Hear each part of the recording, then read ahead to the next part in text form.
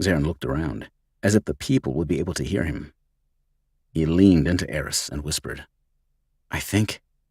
He shook his head. He couldn't even say it out loud. "You think what?" Again he looked around, trying to spot anyone who might be the reason his spine tingled in anticipation. "I think my mate is close." "Really?" Eris looked around and scanned the people milling the sidewalk. "Maybe. The cold left my body as soon as we pulled in here. Do you think she's here?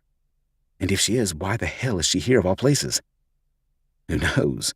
This place is always busy, and it's not only an emergency. Remember the floor that has all the specialists?" Zarin gulped and walked forward. His muscles ached a little, but otherwise he was fine. There was really no other reason for him to stay unless... A small body slammed into him. She yelped and teetered to the side, but he reached out and gripped her shoulders to steady her. Warmth tingled through his arm and his nostrils flared. The scent. It was the scent. She was right here in front of him. He brought his eyes to hers and frowned when he saw a fresh black eye marring her beautiful skin. Her hair was fire engine red, and freckles dusted her nose. She was perfect. She gasped and pulled back from him so fast that he stumbled. Sorry," she muttered, and then backed away, only her eyes didn't leave him. She took 2 steps back as her body shook. She was a tiny woman. "Perfection," Zarin agreed with his dragon. "Beautiful." "But wait," he replied, and held out his hand. She frowned at him, but she didn't leave. His heart thumped against his chest. "You're her." She took another step back and ran into another man.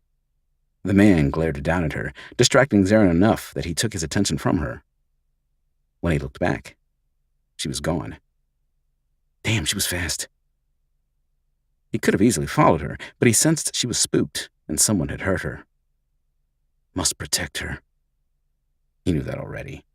Since he used his fire magic, his dragon was aware of everything. He had kept him in the back seat and in hibernation for so long that he didn't realize how much the dragon was part of him and how much he missed his presence. Now that his dragon was awake, Zarin felt less broken.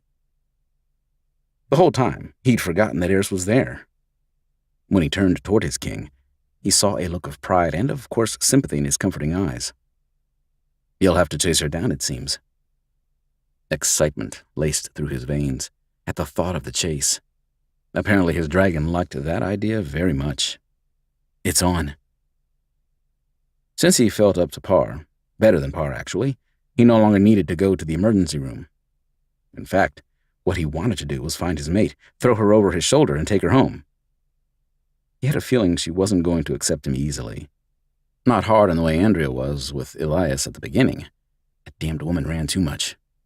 But not as easy as Sophie accepted Eris without much question. It was amazing, really, how different both women were. This girl, though, smelled like trouble, and he couldn't wait to get a taste. What the heck was that? Willow slid among the crowd to get away from the guy. Lucky for her, she was small and able to squeeze out of the way. She felt warm tingles spread through her body when they touched, and a weird recognition tickled at the back of her neck. Did she actually know this guy? She didn't.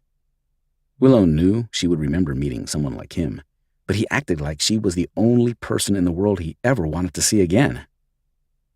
She shivered, but it wasn't from the bitter cold. It was more than that. She kept her pace and her head up to pay attention. She didn't want to run into anyone else. Her ribs ached, and her eye throbbed. The doctor hadn't been happy when she refused to let him call the police.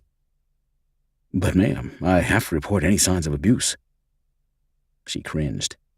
"That's well and dandy, but I'm in no danger. You see, here I am making sure I'm okay. And hey, I left his sorry ass. That's what matters, right?" She needed him to leave it alone. "Calling the cops will only draw his attention here, and I'd like to stay and not have to worry, please." She hoped he had a soft spot for tiny women who took control of their lives.